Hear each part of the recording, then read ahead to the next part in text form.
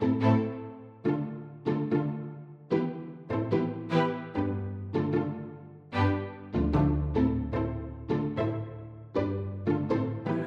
and welcome to Mechanicsburg Mystery Presents a conversation with Sheryl Ickes.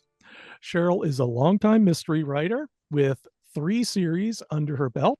She has the Slice of Life series with a couple of books under that. There's also the Becky and Rufus Cross Country Mystery series with one book there and another one coming. But we're also going to start off by talking about her new series, Tough Fluff, a Fluff and Flowers Mystery series set in, well, outside of Carlisle, at least in the first book, and it involves an unusual profession. You want to tell us what that is, and how did you ever come across this and decide, that would make a really good mystery novel? Well, thank you for having me on this. It's great to be here. My profession in the Tough Fluff series, it's going to be the Fluff and Flowers, because you can't do this profession 365 days a year and make some money, and they have a business. So I added flowers. What my characters do are fluff trees, and they're fluffing artificial trees. So, and I learned about this 3 or 4 years ago. I work in another place part-time, and they have one group of employees who comes and sets up artificial trees. And then they have these people come in and actually fluff the trees so they look pretty so people will buy them. And so they're the tree fluffers. And I talked to them a couple years in a row kind of thing. And I thought, you know what? I write cozy. I write kind of also leaning towards traditional. But I haven't heard of any tree fluffers who were the main people in books. You have your cake decorators, which I do have one with my one series, Slice of Life. There aren't really any truck driver ones, which is what my Becky and Rufus Bridgewater series is. But, and you don't have any tree fluffers. So I thought that was totally out there, and I wanted to have some fun with it. This is the first one in which you've not actually worked as a tree fluffer yourself, because you're as a cross country mystery series, you were a truck driver with your husband, and with your Slice of Life series, you're also cake decorator. So you had some experience talking about and writing it with authority. How did you get into, is there anything you needed to learn about tree fluffing? Is there something special, their own nomenclature, their own club badges, magazines? I'm trying to take it seriously. I'm sorry. Not really. I wanted to write, because as I said, I normally do cozies leaning towards traditional, and I wanted to do a cozy mystery. So I'm having a little more fun with this. It's in with the names. My main people are Holly and Fern. They live in Spruce Valley, which is a made-up valley in Pennsylvania, in the town of Conifer Branch, which is also a fictitious town, which you'll learn about in my next book. I'm going to place it there.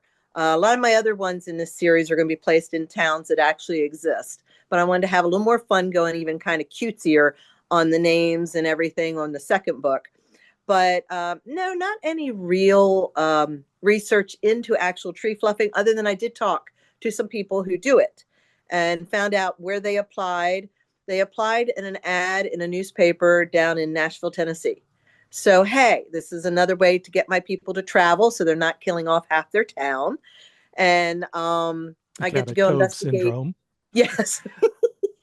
I get to investigate different areas, and I've already put it out to readers. Where's a good town that you think I should come investigate? I do like to travel, so I'll be actually going to these towns and just spending some time. I like to put into the books, or I plan to put into the books, some of the highlights of the different towns. So that if you go to visit there, you'll catch some of them. So I'll be talking to the different local people in the different towns that I go to. But I live within driving range of Carlisle. So, and I think it's a great town. You got a lot of opportunities around the area to go explore and learn if you so wish. But other than talking to the one tree fluffer and her husband, there isn't a lot you really need to do. You just want the tree to look nice and have the patience to work with the merchandise that you're dealing with. Yeah. Well, and it's also a matter of you're decorating, and I assume you've decorated Christmas trees before, so there's some natural overlap in that. Yes. And it's just basically maintaining the trees and picking them up and straighten. We have the artificial tree in our house in the Yeah. last couple of years, so you always take it out of the box, and the limbs are bent. You got to straighten them out and make sure that the ornaments can hang properly from them. Right. Right. It's so you've done some traveling then. Like, Yes. how did you get into being a trucker then, and where did you Um, go? well, my dad was a owner operator, which is a truck driver who owns his own equipment. And so he was a mechanic all his life as soon as he was old enough to pick up a wrench kind of thing. So he was mechanic, owner operator.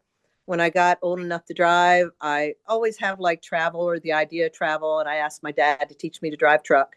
So he did. And I drove local for a little bit, but I always want to go long haul. I enjoy exploring across our country. There's a lot of great areas in our country. And that's how I met my husband when we decided to go cross country trucking. So it was all because dad allowed me to learn. And I'm dating myself a little bit. I entered the profession when women truckers weren't exactly favored. And so you had a little bit of that. But I figured, oh, well, and no matter where you work, you're not going to have 100% approval from everybody. So I just went ahead and had some fun. And that's what I'm also taking those opportunities and some of the adventures and even some of the negativity towards truck drivers I put into my truck driving series because I want people to realize that there's some great people out there driving, and they're driving because they want to. Some, now granted, some are doing it because they have to, but you have PhDs and masters out there that they decided, okay, I got my education, but I want to go drive a truck, and our country's huge and it allows you some great opportunities. Yeah, huge, has a great road system. Where did you travel? What states did you visit? Um, we hit. We did not go above New Jersey. Nothing against New Yorkers or anybody up higher, but New York has some higher tolls, and their Mm, roads at the time were not as nice to the equipment. They had a lot more potholes and things like that. So we stayed below New York. okay. And we went all the way out to, we did not go into the state of California. We went to Yuma, Arizona, and I believe that's like Oh, right next wow. door to California, if I remember. And we hit all the states, north, south, in the middle. We just had a great time. And as I said, we didn't do like, I would say we didn't get the opportunity. We had no loads that took us to Oregon or Washington, Montana in that direction. But the rest of the country, we had lots of opportunities. In a previous interview, you had talked about, uh, sorry for getting off onto the cross No, country that's mystery okay. series, but this is where we're going. Yeah. Um, were you going to try to set as many mysteries in many different states as possible? Yes. My goal is will be every book will be in a different state. So Right. my husband and I were based out of Jackson, Tennessee. So I figured that'd be a great state to have my first book, Death of Dispatcher. My next book, which I am currently working on, I had part of it started. I'm going to finish it here. It's called Bear Attack. It takes place in West Virginia. Hmm. My favorite waterfall of all time so far is Blackwater Falls. And so I'm going to have the book placed near Blackwater Falls so I can include that a little bit. And then the next one will either be Pennsylvania or Arizona. I haven't decided.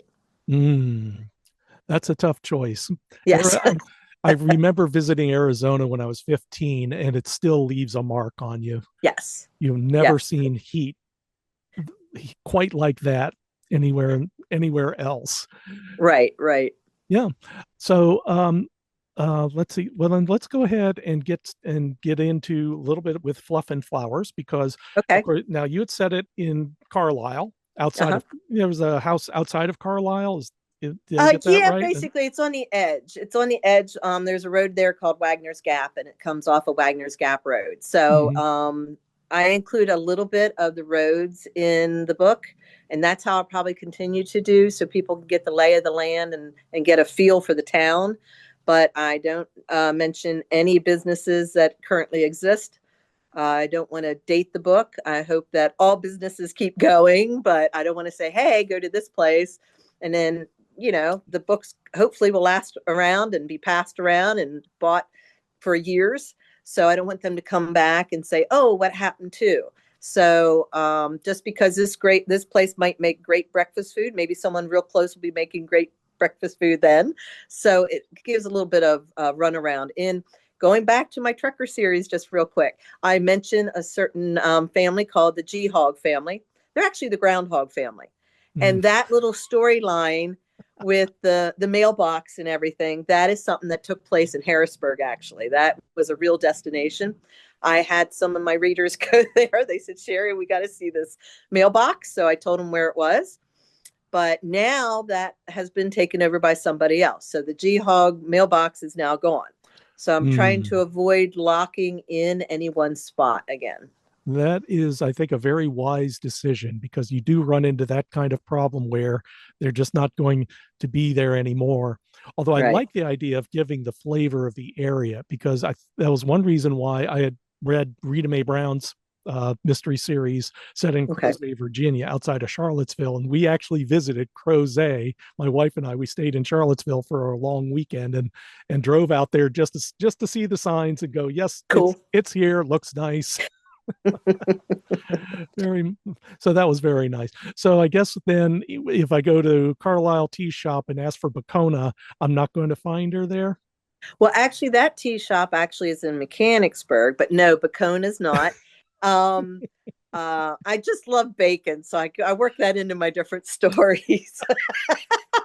I love that. It's an Easter egg or a bacon egg. You could put in each one. There you go. Where does bacon show up in the book? It's like, And yes, and Bacona will actually, in the book, I say where she's going to be moving to, and that's actually the town where my Slice of Life mystery series takes place in Creekwater, excellent. Pennsylvania, which is a fictional town, place up a little north Pennsylvania. But she's going to be going there, and that's how I'm going to open a tea shop in that particular storyline. So you're building a little Ickes world here, Yes. Ickes verse, we can Yes. call this, in which they'll all Yes. cross over, they'll all overlap. I love the idea. Now, in this book, in Tough Fluff, we'll go into a little bit. Can you just describe the setting and what happens to introduce readers into the book? Okay, I have two main people, Holly and Fern. They co-own the business, Fluff and Flowers, and they've been hired to come to Carlisle. There's a lady there who wants a large tree display set up. She has basically a mansion, and they had a pool room there, and they got rid of the pool. Well, actually, they covered the pool, so it can be used again in the future if they so wish. And she wants 100 trees set up. Her and her husband's 50th anniversary is coming up, and she wants 2 trees for every year they were married, one to represent her and one to represent him. And they're going to put a magical Christmas tree forest together, shall we say. Mm-hmm. And during that time, someone gets killed. And so you kind of know it's got to be someone in the family. It's someone in the house, anyways. Mm-hmm. And because they're the outsiders, they're going to be looked at as possible people who did it. But, as they say, we had no motive. But do they or don't they? You don't know if they really did meet any of these people before or something like that. So, but they go to work to clear their name because they are still a young company and they don't want any clouds over their future. It just happens to be that this particular place that they're working for, they own a company called Molly's.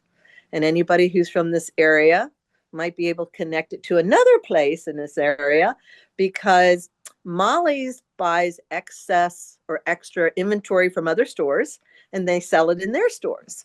And they have a number of them in the area. So I was just having some kind of fun with the wordplay, and you're going to just follow along as they try to clear their names. Right. And that actually kind of works out well, because of course, when you have 100 Christmas trees and all the ornaments and things, we're better to, what kind of family would be most likely to have one is Yes. one that buys their stuff by the warehouse. Yes.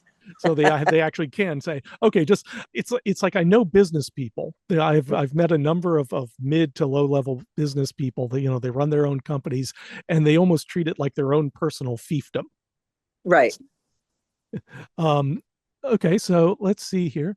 Now yeah, you have that, and you have them. You have Holly and Fern going to Carlisle a couple of times, and Yes. in fact, they visit almost what looks like a castle-like structure. Is that correct? Yes. If you, in fact, I had a local person say, Sherry, I followed along with this book and I don't know where the castle is. And I said, well, that's one of the first things when I moved this way um, and passed through Carlisle, I took note because I like anything with a castle. And we do have one in Carlisle. It is used to be a prison many years Oh, back.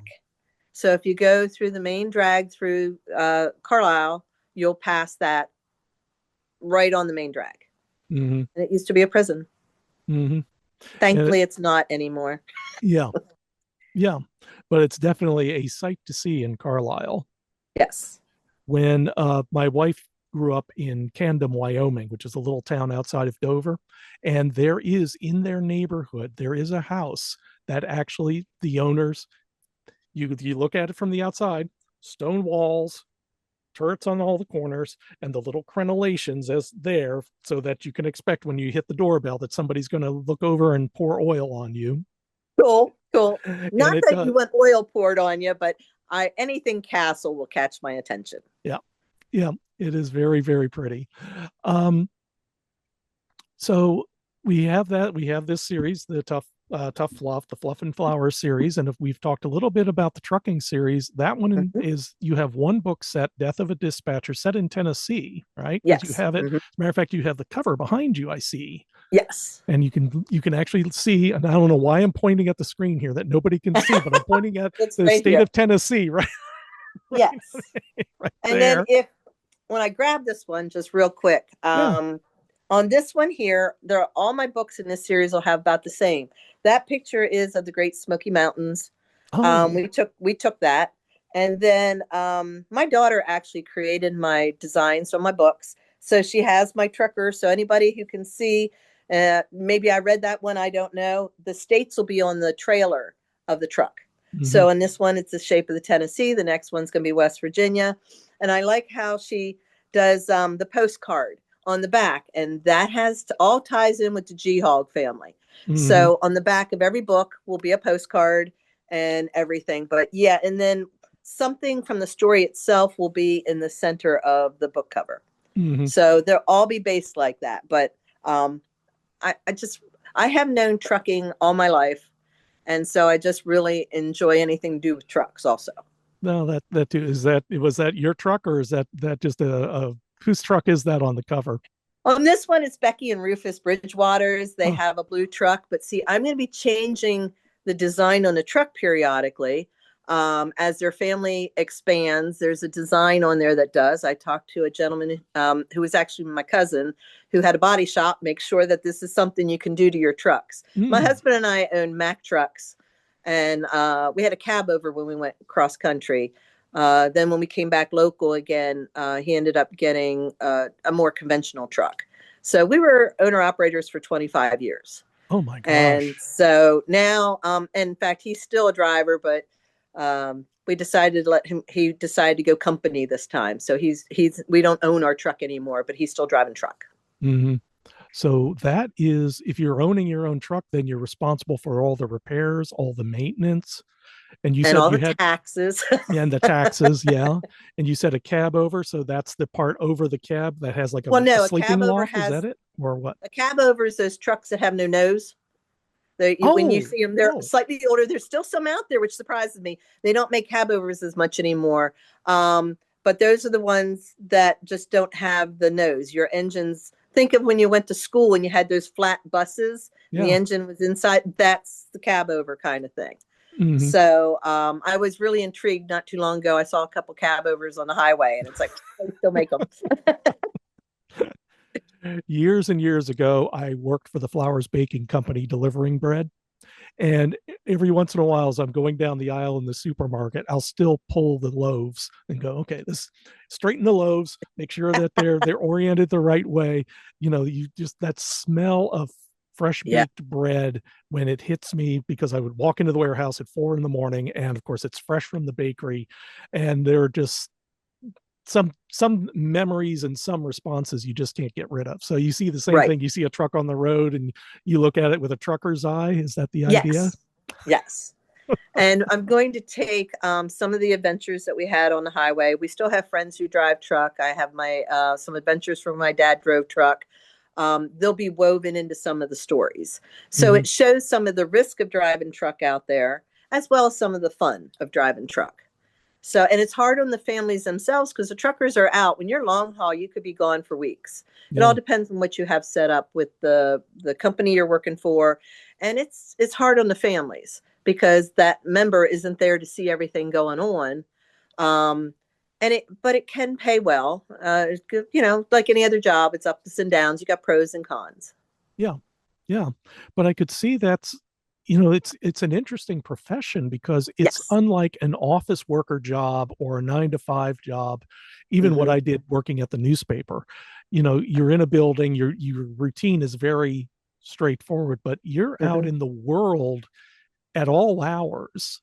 Yeah. And a lot of the times you're on your own. I can almost see like it's like a perfect venue for ghost stories.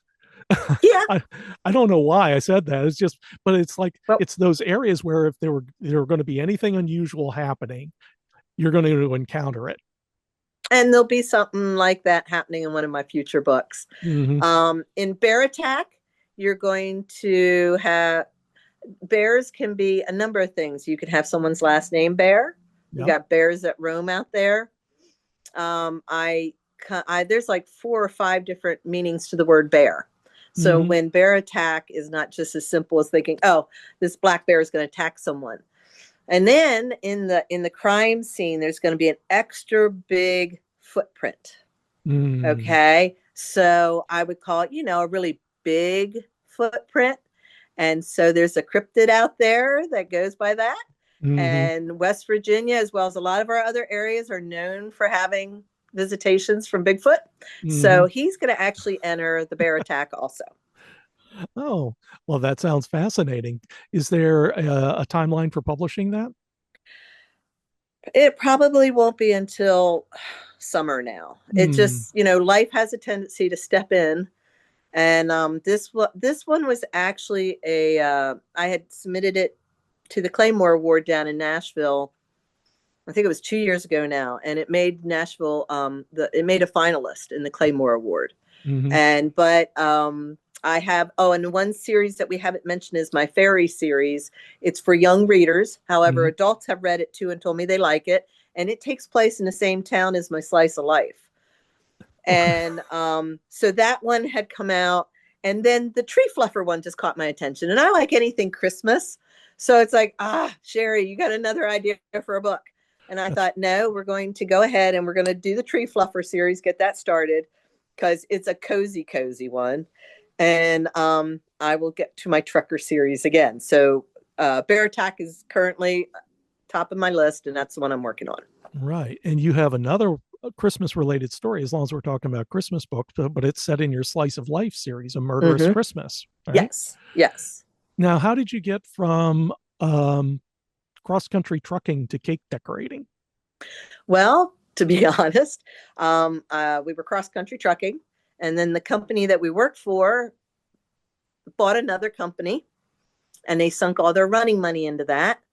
And we were getting vibes, and maybe the first company that we signed on with was having issues. So Mm-hmm. we decided to come back to Pennsylvania. We went back to a local company that my husband and I had both each driven for as company drivers and signed on there. And they're like, hey, we got a team operation that we're going to be having coming up through Ohio. Don't go anywhere. And while my husband was already working for the company, that other thing fell through. Well, while I was looking, I walked through a craft store and it said cake decorating, easy as 1, 2, 3. And I Mm-hmm. thought, okay. So I watched this video.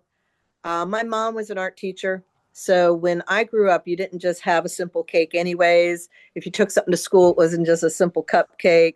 It had to be decorative. One of my favorites is we did a siesta where we had the cake was more 3D, and it Mm-hmm. had a big hat from like Mexico style, and it had a cacti and everything. And I really liked that. And when I baby supervised. I don't ever call myself a babysitter. I was baby supervisor because the kids were out of diaper stage. While their parents went and celebrated their anniversary or whatever, the kids and I would bake a cake, and I would show them how to decorate it a little bit so we could always surprise the parents. Oh, wow. And there was somebody walked in and talked to me and said, "Hey, you don't know me, but there's a place in Mechanicsburg that needed help with a decorator." So I went there and ended up getting hired after I had 1 or 2 cake decorating classes, and just started decorating cakes. So I did that for 20 years. The trucking, yeah, that team operation never showed up. And by that time, my husband was set up nicely at the local company. We decided to stay local, and I ended up entering the cake decorating world.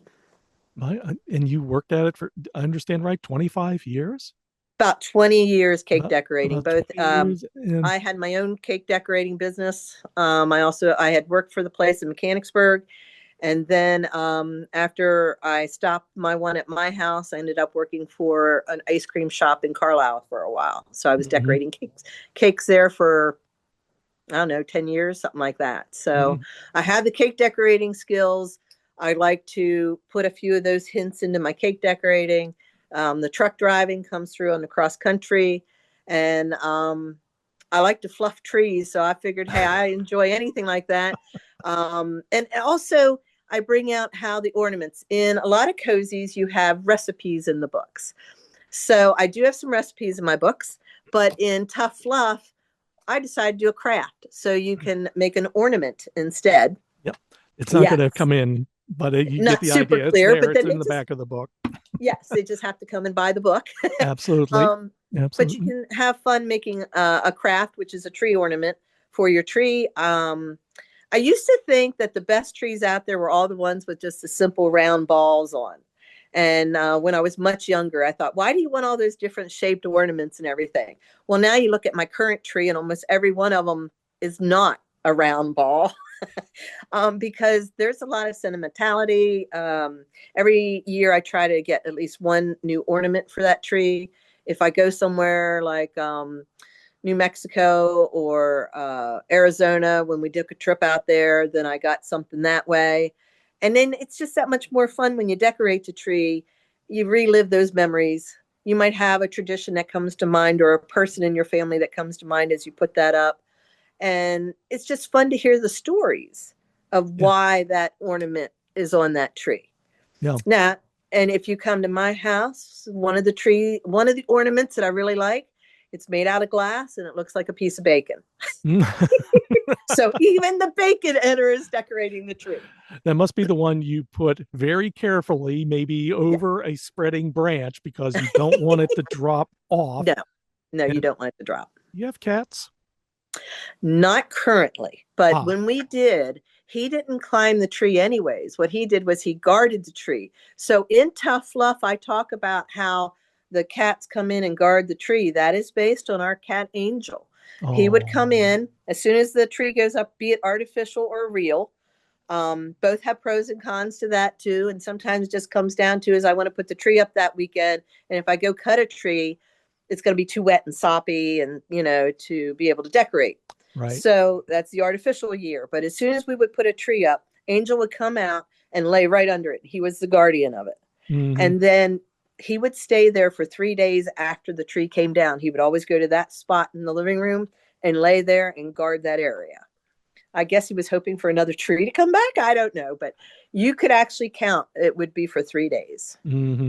Yeah. So no, I didn't have cats that climb trees. Right. We've had several that would bat at the ornaments at the bottom. I don't think we had anybody that climbed them. I don't remember that. So we were safe on that. But if they brushed up against it at the bottom, you're working at your desk in the opposite next room and you hear crash and a tinkle and you go, oh. Well, that's what when Angel was there though, I'd still put the indestructible or plastic or wooden ones around the bottom. So therefore we didn't have to worrying about broken glass or anything like that. Yeah.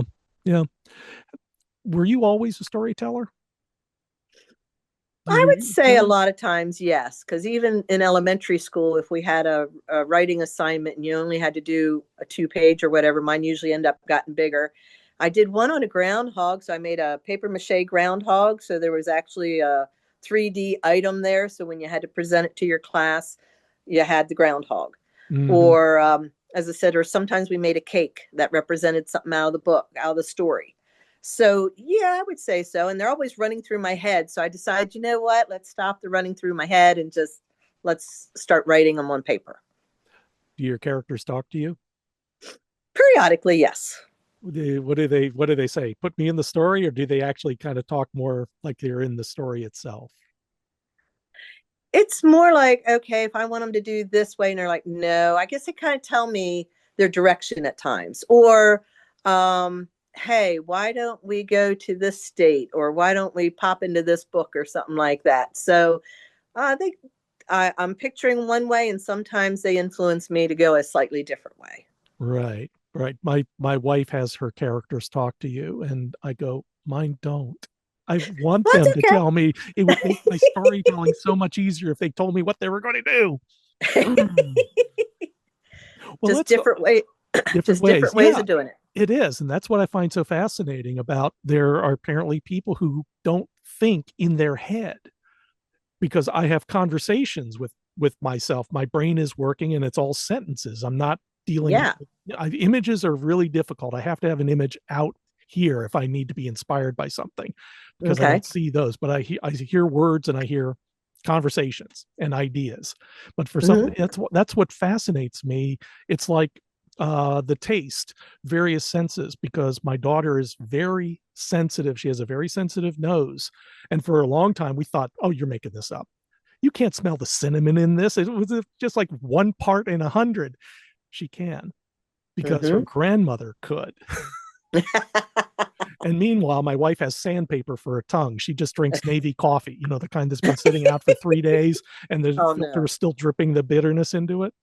And that's when Yeah, I that's okay. really understood how there are people react differently to Yes. certain stimulus.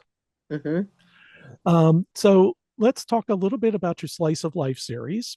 Okay. Um, since we got on to a little bit about cake decorating, can you tell us a little bit about that? Who your protagonists are and what they do? Well, it's mainly based around Alexander Jean Applecake. I've been told that that's not a real last name, and I was like, well, it can be. And it's fiction, and it fits the story a number of ways. But she owns and operates a cake bakery and supply shop. So whereas she's making cakes to orders in the back, you could come in the front and buy your supplies. There was a place in Mechanicsburg that used to do that. And in fact, that's where I worked for a number of years. So I've kind of based that on the whole layout of where I used to be. But it is based in a town of Creek Water, Pennsylvania, up north a little bit. And she has a number of dedicated employees. And this one kind of follows a little bit of the way the Cozies did. There was a death. What happened was she made a cake, decorated cake, delivered the cake, and at the wedding, after the wedding, I should say, the bride and groom go to cut the cake, and after they taste it, the groom dies after one bite. Nobody else does. Love the Now, setup. again, not to make people want to eat that cake now that they saw a man die, but nobody else dies, just the groom. So, of course, the cops are going to look at her because, what? Why not? And so she's got to clear her name and her friends help. And yes, she does get close to that one. I have her getting close with the officer or the detective, and then um, that's more of a traditional cozy kind of layout. Whereas in some of my other ones, the cops aren't connected to the couple or family at all, kind of thing. But you get to enjoy seeing people, meeting the town I have. It's loosely based on Boiling Springs with the big lake and everything. The children's lake, I really like it. I just kind of moved it a couple hours away. Mm-hmm. But with any fictitious town, you get to lay out exactly how you want to do it. And that's how in the first one the groom died. In the second one, I love camping, so she ends up going to a campground and she makes the cake for the bride there, who happens to be a friend. So you have a larger, I've been told that sometimes my list of characters is a bit long. Mm-hmm. But when you think about it, you're going to a campground, you're going to have all those people involved in the wedding, you have the people in the campground. I get to have some fun with those people who like to camp like me and those people who don't like to camp. There's a little pros and cons to both, and I do point it out. As long as people have fun, I don't care how they do it, kind of thing. Yeah. And so in that one, someone dies, of course. In the Murderous Christmas, we come back to the town. And each time, Alexandra just kind of steps in and helps solve it for one reason or another. And the next one is going to be a Piece of My Heart. That's running a little behind schedule also, but that'll be coming out after Bear Attack. Mm-hmm. And then there's a short story novella, The Crunch of the Nutcracker. Yes. I decided it was kind of fun to have a couple novellas. The Crunch of the Nutcracker. Nutcrackers are popping up all over town. And so this one's a little more interactive. If you as a reader want to figure out who's supplying all the nutcrackers, there's a list in the book that you can go, and as you're reading the book, you're like, oh, it can't be that person. So you check off each of the ones it can't be, and then there'll be one box left. Mm-hmm. And if you're correct, there are directions in the book as to where to look in the book to see if your answer is correct. Oh. So you don't have to jump online. I am a low-tech person. Yeah. So I don't, and computers change all the time. Programs change all the time. I didn't want anybody getting the book in the future, finding it and going, I can't access it anymore. I mean, they can always track me down by going through social media or something like that. I have Facebook, I have my own website, that kind of thing. Yeah. But why worry about it? The answer's in the book, and you can see if you were correct or not. Mm-hmm. And then in the next one, Shiver Me Snowman, one of the rules in cozy writing is the police never do the solving of the crime. The amateur detective does. Well, I decided to give the guys their own book. That's why it's a real thin book. But there is a mystery going on, and I leave the detectives, Tom and John, solve it on that one. Mm-hmm. So they get a thin book. That's what I actually call my guys' book. And then we go back to Alexandra helping to solve the crime for the future ones. Mm-hmm. Okay. And that's not out yet, right? No, well, all those that we just mentioned, yes. The next one, A Piece of My Heart, will follow out after. And I have both A Piece of My Heart and Bear Attack started. Mm-hmm. So, but I wanted to get Bear Attack finished, and then I'll go back into Alexandra's world and finish A Piece of My Heart. Mm-hmm. Okay. All right. So the Slice of Life mystery series, you've got 3 books out. It Only Takes One Bite, Murder in the Woods, and A Murderous Christmas. And then the 2 novellas. The 2 novellas as well. And then you have Death of a Dispatcher, which is the Becky and Rufus cross-country mystery series. Yep. And Tough Fluff from your Fluff and Flowers mystery series as well. Yes. So you've got a really full plate of books coming in 2026, don't you? Yes. I'm working hard. I want to get, a couple out there. And also the next one in my fairy book, A Pathway to Aguashire is the first one. The next one's going to be Mother Terra's Challenge. Mm-hmm. When going to book festivals and everything, everybody would ask me, do you have a children's book? Well, I don't write for the super young children. I go more for the young reader. So I thought, well, fairies, I've been told that adults like reading my fairy book also, and it takes place in the same town as my Slice of Life. Mm-hmm. So the fairies know of the humans don't know of the fairies. And so you'll have some of the characters, A Slice of Life will pop up in my fairy book because the fairies are moving around the town and everything. So right. I thought that'd be a nice little tie-in. If parents are reading the one storyline and the kids are reading the other one, they can talk, or grandparents or parents could work with the young readers. Now, again, 7 to 11, the parents and grandparents can work with the kids and they can have some discussions on that. And the parents might just pick out why the fairies pop up in, I think it's A Murderous Christmas. There's talk of fairies flying around. And just thought that would be a fun thing. There are games that are going to be in the back of each of the fairy books. Yeah. I do suggest that they make a copy of it, not right in the book, but hey, the book belongs to whoever buys it, so do what you want. That's true. And there'll be a continuation in the fairy storyline also. Mm-hmm. Yep. And in addition to all this book writing as well, and you're working down at the Mechanicsburg Mystery Bookshop as well. How long have you been working there? It's about 10 years now. Oh my gosh. I know. Time flies, you know? It does. It does indeed. Absolutely. Well, since you've been there for 10 years, you've met a lot of authors higher up on the food chain than we are, certainly. Right.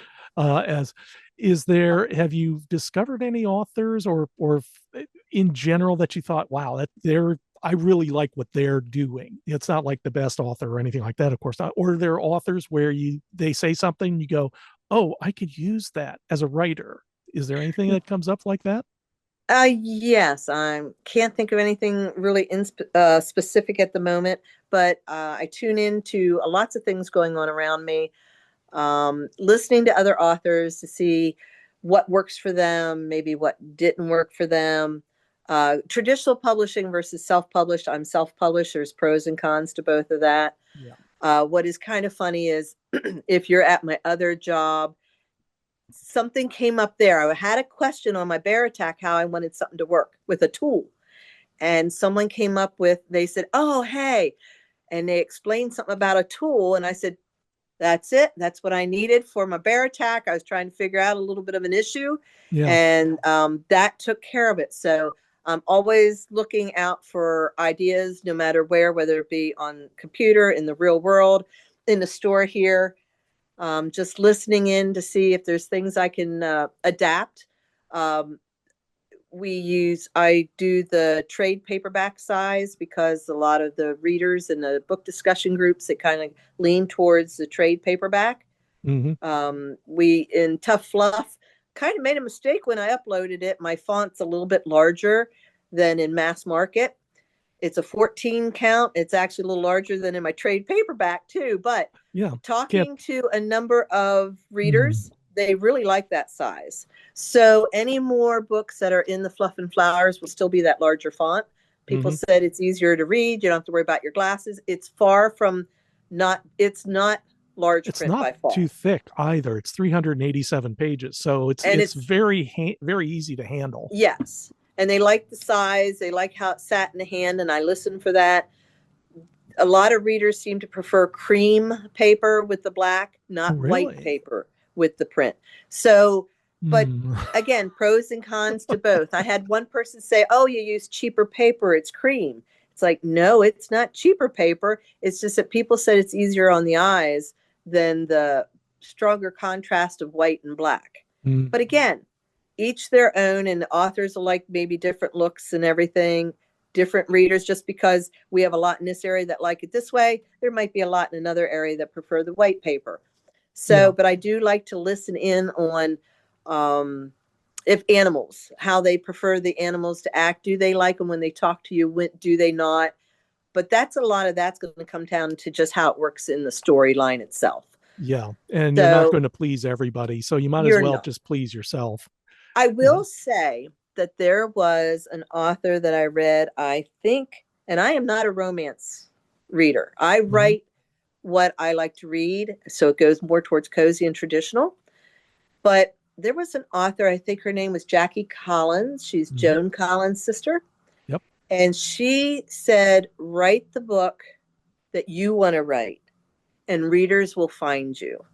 Don't try to please everybody, because it's not going to happen. Write the book the way you want to write, the way that you like to read. And that is one thing that I do strongly believe in. And it has popped up in other shows and spots also, where the writer should really write what they truly know and feel and like. Because if you like to read it, and you have that knowledge. And I do think that if you pick a subject that you're not well on, make sure you do the research. Because when I called my cousin up and said, hey, I want to do this thing with the paint on my truck. And I said, you had a body shop for like 40, 45 years. He had retired now. He goes, Sherry, nobody's going to pick up your book and learn how to paint a truck. I said, no, but they will put the book down if it's wrong. So I really encourage anybody who wants to write, make sure that you know your topic and do the research, because some of our readers have been turned off when they read something and they know it's not right. Yes, I'm reminded of Mark Dawson, who's a British thriller writer, and he had a safety on a Glock, and I think he still gets crap for that from from gun people as Yes. well. So yes, it's funny in a way, because I think it is really true. You should know, do the research, because if lends more authenticity and maybe a little more Yes. comfort as you're writing, to say, okay, I know what this is called, I know what this cake pan is called, this decorating tip. If I'm Mm-hmm. going to describe how a cake is decorated with some kind of sheet cake, I've seen these before where it looks like you have a sheet and Mm-hmm. it's perfectly molded on the cake. I better know what it's called and how they make Yeah. it work that. Right. Martha Stewart was really good about that. She had some beautiful cakes in her magazine. My God. But a lot of it in the story itself, it's funny. There's a Agatha Christie novel, Evil Under the Sun, and there's a complicated murder plot at the end. And Teresa is doing a talk about it, because I actually cut together from the movie, the Okay. Peter Ustinov movie, what that woman has to do in order to accomplish the murder, to set all the clues up, to escape detection. And she had to be a world class athlete to run across Oh, the wow. island with impeccable timing and never run across anybody accidentally who might see her. And Mm-hmm. it's, when you put it on film, you look at it and go, no, this can't work. But in the book, it's fine. Absolutely no Right. problem. So I think Right. readers can be very forgiving, especially if you're giving them a good story. They can be forgiving, but again, if you pick a subject that you really don't know anything about and you just pop it in there, It'll um, show. it will show, and the reader will pick it up in a heartbeat. And that's why when I'm reading, it's just like when you watch a TV program, and I used to drive a truck. Okay, when they Yeah. do certain things in a TV program or a movie, you're like, no, that's not the way it works. And I would think a lot of guys would think it with cars. When you see them do it, I mean, how many gears are in some of these cars? They keep Mm-hmm. showing in the movies. They shift up, and it's like, Three okay. Or times when in a they shoot, row, huh? yes, yes. And it's like, there's not that many gears, people. What are you doing?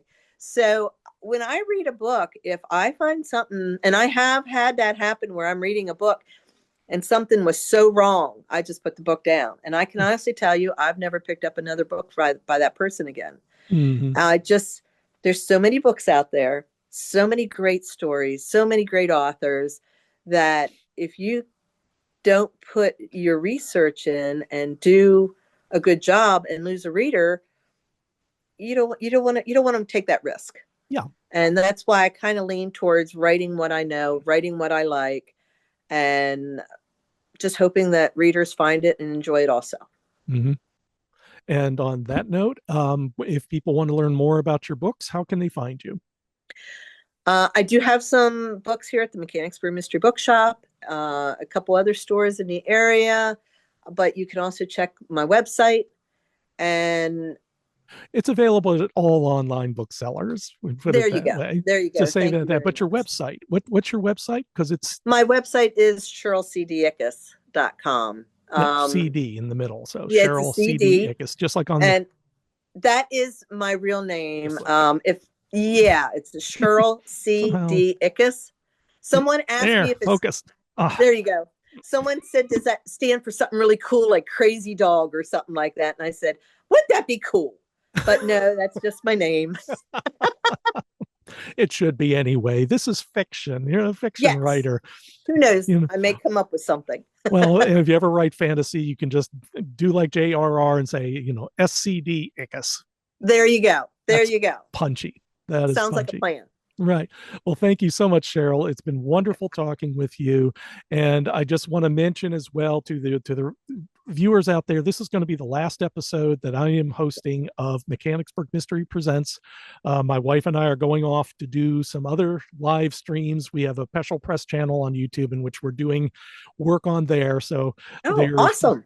But I want to thank, first of all, I want to thank you for all your help in providing the books I needed for the show.